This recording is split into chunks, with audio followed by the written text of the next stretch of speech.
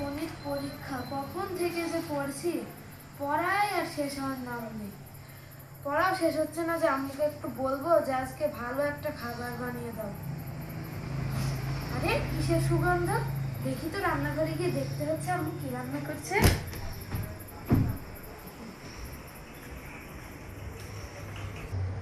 এই তো চলে এসেছি, দেখি এবার আম্মু কি রান্না করছে। মা, আম্মু তো দেখছি ডাঁটা, চিংড়ি মাছ আর আলু দিয়ে একটি স্পেশাল তরকারি রান্না করেছে, কিন্তু আমার তো এটা ভালো লাগে না। দেখি আর কি রান্না। মা, এগুলো তো দেখছি সবই চিংড়ি মাছের ভর্তা করার উপকরণ।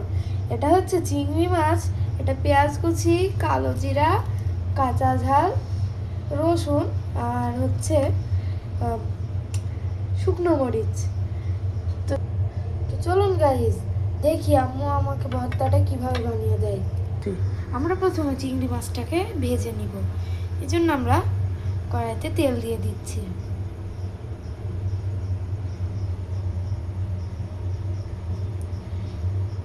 আপনারা নিজেদের মতো তেলটা দিয়ে দেবেন। এবার তেলটা গরম হয়ে এসেছে, এবার আমি চিংড়ি মাছটা দিয়ে দেবো। আম্মুকে আমি সাহায্য করবো। এখন তেলটা চটপট করছে।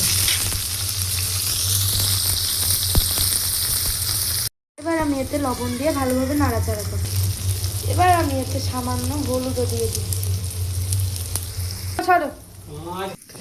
বন্ধুরা, এবার এই পেঁয়াজ কুচিটা রেখে আমরা সব উপকরণগুলো দিয়ে দেবো। আমরা কোনো উপকরণ বাদ রাখবো না, কিন্তু এই পেঁয়াজটা আমরা আলাদা প্রসেসিংয়ে রান্না করবো। এবার এটাকে আমরা একটু নাড়াচাড়া করে শিলপাটায় বেটে নেব, সেটা আপনাদের সামনে দেখাবো। বন্ধুরা, এই যে দেখুন আম্মু শিলটা রেডি করে নিয়েছে ওই চিংড়ি মাছটা বাটার জন্য। এবার আম্মু এটাকে বেটে নেবে। বন্ধুরা দেখুন, প্রায় এটা বাটা হয়ে এসেছে, কিন্তু এটা এখনো আরো বেশক্ষণ ধরেই বাটতে হবে। চলুন বন্ধুরা, দেখুন এবার এটা বাটা হয়ে গেছে। এবার এর উপর সরিষার তেল আর পেঁয়াজ দিয়ে ভালোভাবে মাখিয়ে নেব। দেখুন সুন্দরভাবে মাখিয়ে নিতে হবে।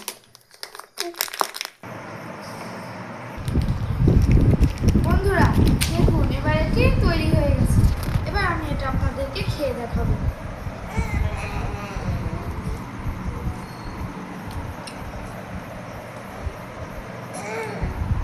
সত্যি এর স্বাদটা অসাধারণ।